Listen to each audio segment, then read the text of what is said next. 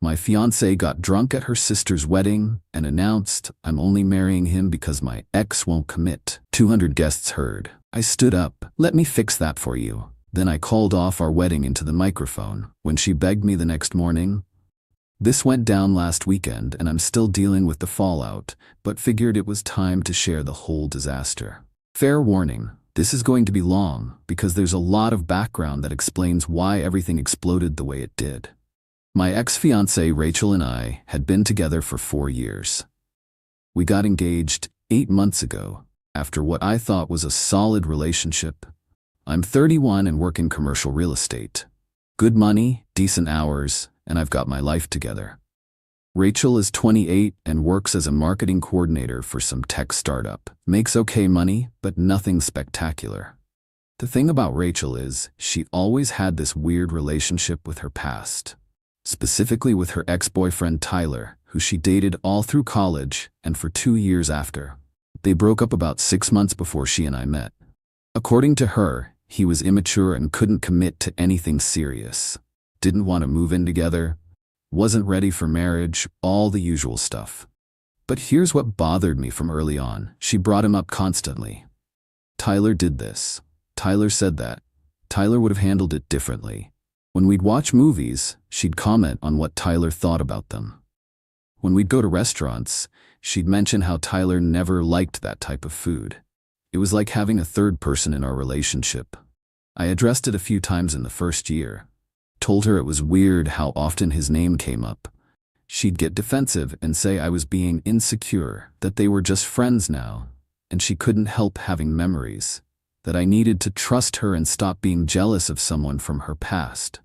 So I backed off because I didn't want to be that controlling boyfriend.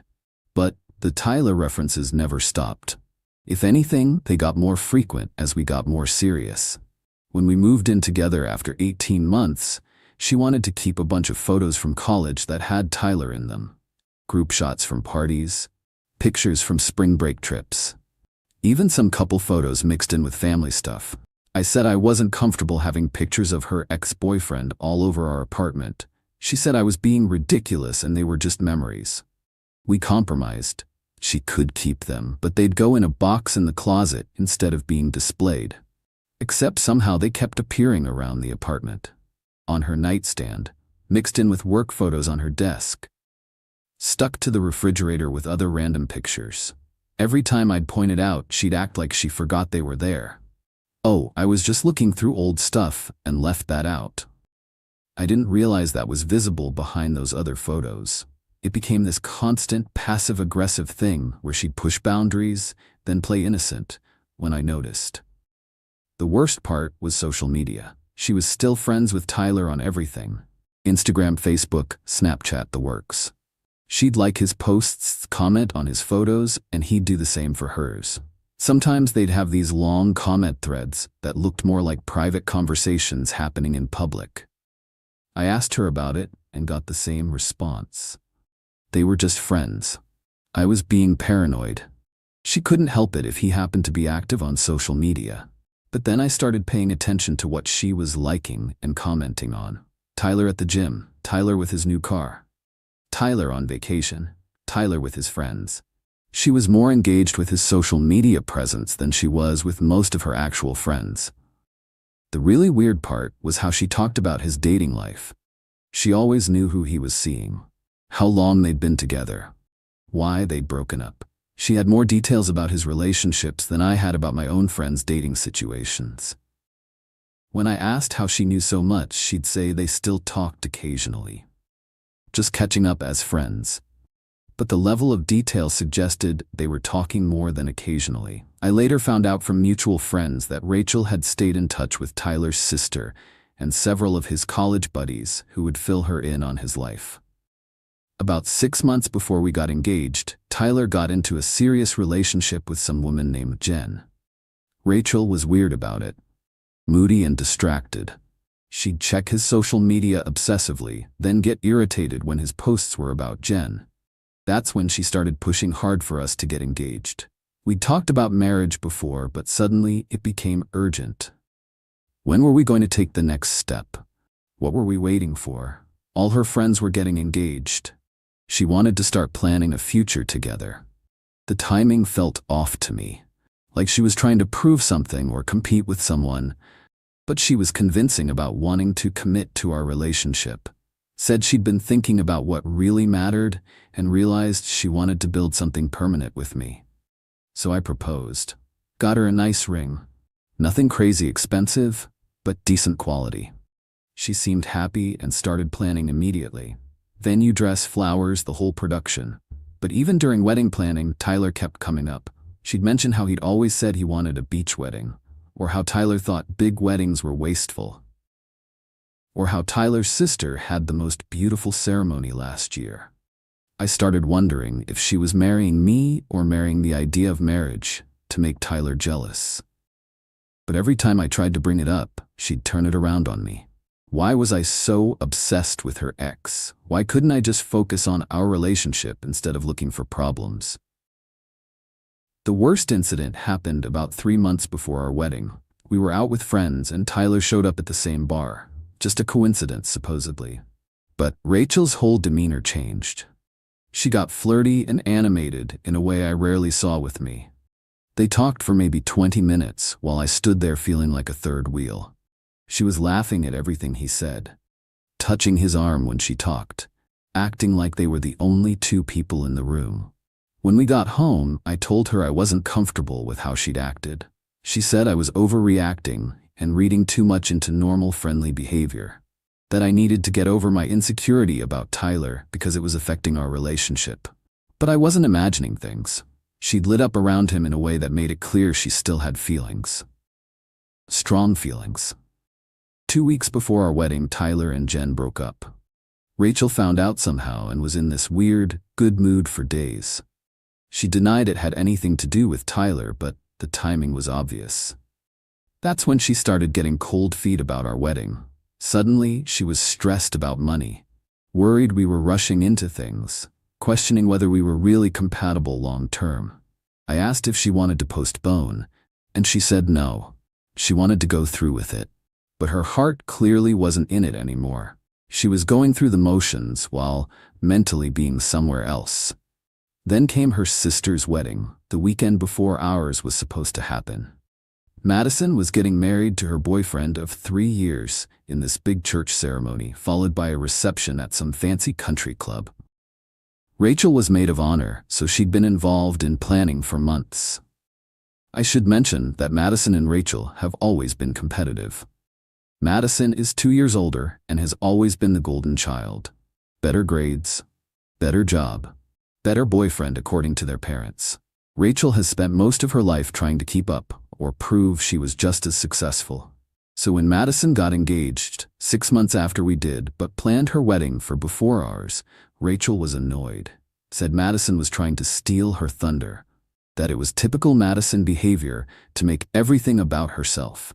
The morning of Madison's wedding, Rachel was stressed and drinking early. Mimosas during hair and makeup. Wine while getting dressed. More wine during photos. By the time we got to the church, she was already tipsy. During the ceremony, she was emotional in a weird way. Not happy tears for her sister. More like sad, nostalgic crying that didn't match the moment. She kept checking her phone even though phones were supposed to be off. At the reception, she kept drinking. Champagne during cocktails, wine with dinner. More champagne during toasts. I tried to slow her down, but she brushed me off. Said it was her sister's wedding and she wanted to celebrate. The reception was at this country club with a big ballroom and an outdoor terrace, maybe 200 people total. Both families plus friends from high school and college. A lot of people I'd met but didn't know well. Everything was going fine until the dancing started. That's when Rachel really started getting sloppy. She was loud and stumbling and getting emotional about random things. I suggested we call an Uber and head home, but she wanted to stay. About an hour into the dancing, the DJ called for the traditional bouquet toss. All the single women gathered on the dance floor, while Madison stood on the little stage with her bouquet. Rachel wasn't single, obviously, but she pushed her way into the group anyway. She didn't catch the bouquet, but she was right in the thick of things. When it was over, the DJ started making announcements about upcoming weddings. He'd obviously been given a list because he mentioned Rachel and me along with 2 other couples. That's when things went sideways. The DJ handed the microphone to Madison to say something about her new marriage and thank everyone for coming. Madison gave a sweet speech about love and commitment and finding your person. Then she passed the microphone to their dad for the traditional father toast. But somehow Rachel intercepted it. She literally grabbed the microphone out of Madison's hand and stepped up to the center of the dance floor. 200 people turned to look at her. I knew immediately this was going to be bad. She was drunk and emotional and had that look she got when she was about to say something she'd regret later. I started moving toward her, but I was on the other side of the room. Then Rachel really lost it. I think the combination of alcohol, seeing her sister get married first, and knowing Tyler was single again, just broke whatever filter she had left. She started talking about her own engagement. How she'd been trying to convince herself she was making the right choice. How she'd been comparing every man she dated to someone from her past. How she knew deep down she was still in love with someone else, but he wouldn't commit. The room was getting quiet. People were realizing this wasn't a normal wedding toast. I was pushing through the crowd trying to get to her, but she was in her own world now. Like all the feelings she'd been bottling up for 4 years were pouring out at once. That's when she said the words that ended our relationship. I mean, honestly, I'm only marrying him because my ex won't commit. Tyler is the love of my life, but he doesn't want to get married, so I settled for someone who does. The silence was deafening. 200 people staring at her. Staring at me. You could hear a pin drop in that ballroom. Madison looked mortified. Their parents looked shocked. I felt like I'd been punched in the stomach, but I wasn't going to stand there and be humiliated in front of everyone we knew. I walked up to the front, took the microphone from Rachel, and looked out at all those faces staring at me. "Well," I said, "let me fix that for you." I pulled out my phone and opened my notes app where I kept our wedding vendor information. In a clear voice that carried through the sound system, I started reading. "Our wedding, scheduled for 2 weeks from today, is officially canceled. Pine Valley Country Club, your services will not be needed. Morrison Catering, your services will not be needed. Classic Sounds DJ service will not be needed." I went through the entire list of vendors we'd booked. Florist, photographer, musicians, transportation, even the officiant. Each announcement was met with gasps and murmurs from the crowd. Rachel was standing there looking horrified. She'd sobered up real quick when she realized what was happening. She kept trying to grab the microphone back, but I moved away from her. After I finished reading the vendor list, I looked back out at the crowd. Just to clarify for everyone here tonight, our wedding is officially canceled. Rachel is free to pursue her true love, Tyler, without being burdened by settling for someone like me. I hope everyone has a wonderful rest of the evening, celebrating Madison and James. I handed the microphone back to Madison, gave her a quick hug, and walked out of the reception. The ride home was the longest 20 minutes of my life. My phone was blowing up with calls and texts, but I ignored all of them. I just wanted to get home and process what had just happened. When I got to our apartment, I packed a bag and went to my buddy Mike's place. I wasn't ready to deal with Rachel when she got home. I needed space to think about what came next. She started calling around midnight, then texting, then calling again. I let it all go to voicemail. Whatever she had to say could wait until I was ready to hear it. The next morning, I had 37 missed calls and about 50 text messages. From Rachel, from Madison, from their parents, from mutual friends who'd been at the wedding. Everyone wanted to know what was happening and whether the wedding was really canceled. I listened to Rachel's voicemails first. The progression was interesting. Started with drunk rambling about how she didn't mean what she said, how it was just the alcohol talking, how she loved me and wanted to marry me. By morning, the messages were more panicked, begging me to call her back, promising she could explain everything, saying she'd made a terrible mistake and we could fix this. The final message was her crying and apologizing and pleading with me to come home so we could talk. I texted her back around noon, said I'd be by later to get my stuff and we could talk then if she wanted. But I wasn't interested in explanations or apologies. She'd made her feelings clear in front of 200 people. When I got to the apartment, she was waiting with this whole speech prepared. She'd been drinking and made a mistake. She didn't really mean what she said. She was just emotional about her sister's wedding and stressed about our own wedding planning. But then she tried to minimize what had actually happened. Said it wasn't that bad, that people would forget about it, that we could still have our wedding and this would all blow over. That's when I knew for sure I was making the right decision. I told her I didn't care if she was drunk. Alcohol doesn't make you say things that aren't true. It just makes you say true things you normally wouldn't say. She'd been in love with Tyler our entire relationship. She'd been settling for me because I was willing to marry her, and he wasn't. She'd essentially admitted to 200 people that our whole engagement was a lie. She tried to argue that she chose me over Tyler. That actions mattered more than feelings. That she was committed to our relationship, even if she had lingering feelings for someone else. But I wasn't interested in being someone's second choice. I wasn't going to marry someone who was still in love with their ex, and I definitely wasn't going to pretend that what happened at the wedding was no big deal. I packed my stuff while she followed me around the apartment crying and begging me to reconsider. She promised she'd cut contact with Tyler completely, delete him from social media, do whatever it took to prove she was committed to our relationship. But it was too late for promises. She'd had 4 years to get over Tyler and clearly hadn't. If anything, she'd gotten more attached to him over time. Our engagement had just been her way of trying to make him jealous or prove she could move on. I left the ring on the kitchen counter and told her I'd be back for the rest of my stuff later. She could keep the apartment since her name was on the lease too. I just wanted out. The aftermath has been exactly what you'd expect. Her family is furious with me for humiliating Rachel in public. They think I should have handled it privately instead of making a scene at Madison's wedding. Rachel's mom called me a week later trying to do damage control, said Rachel was devastated and had made a horrible mistake, that she really did love me and was just confused, that I should give her another chance to prove herself. I told her I appreciated the call, but the decision was final. Rachel had shown me who she really was, and I believed her.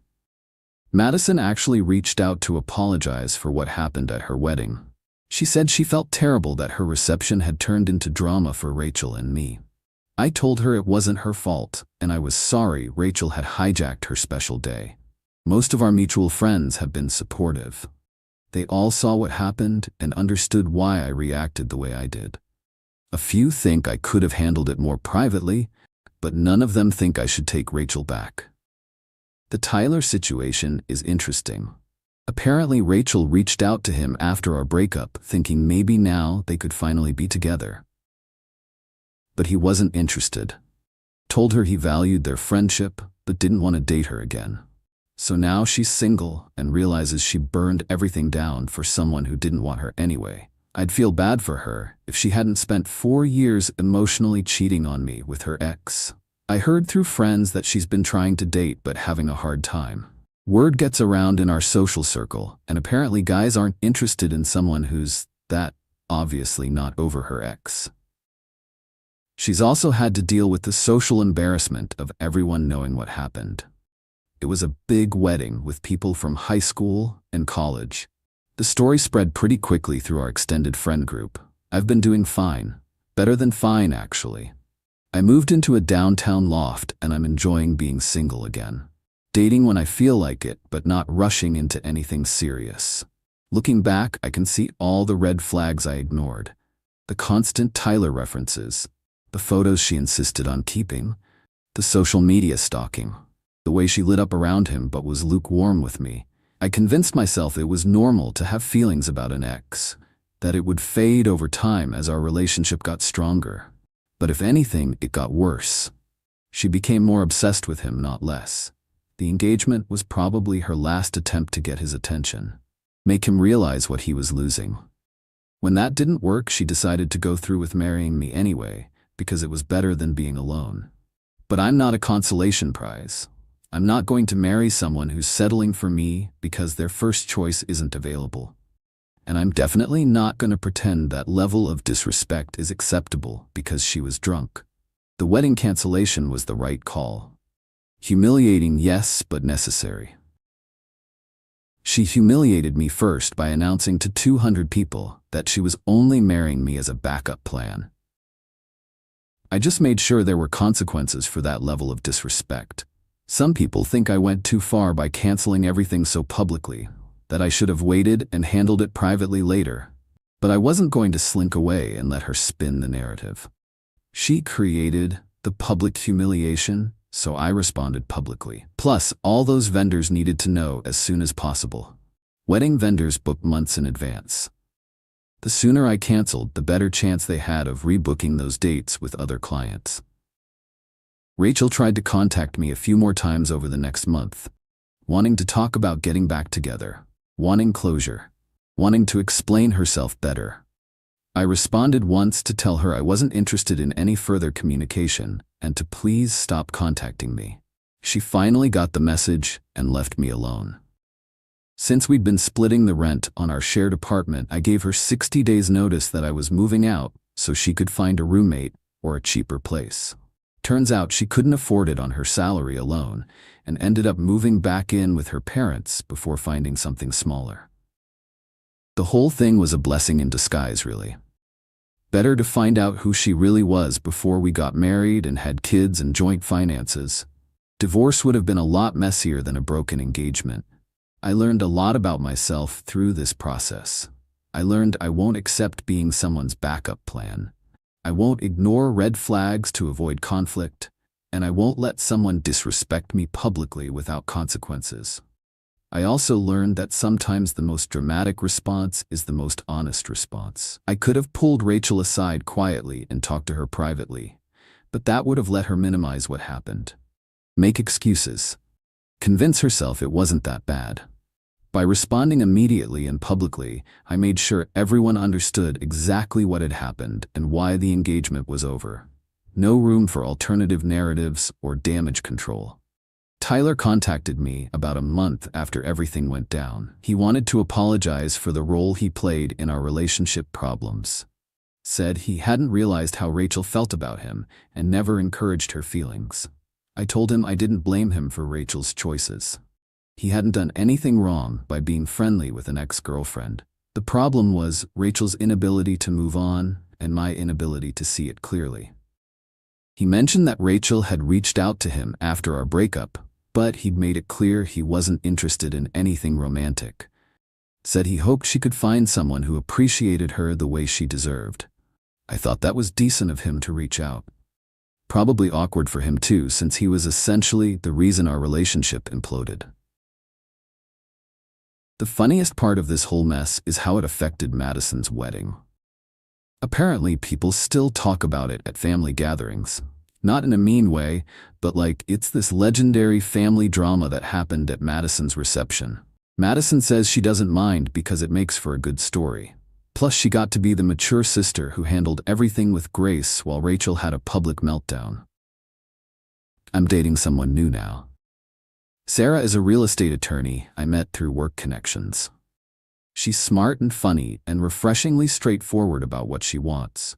No games or hidden agendas or unresolved feelings about exes. When I told her about the Rachel situation, she said she was impressed I had the backbone to stand up for myself so decisively. Said too many people accept disrespect because they're afraid of being alone. That's probably true. I think part of me knew Rachel wasn't fully committed to our relationship, but I ignored it because breaking up seemed harder than working through it.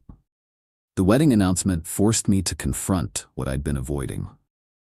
Rachel did me a favor, really. She showed everyone, including herself, who she really was and what she really wanted.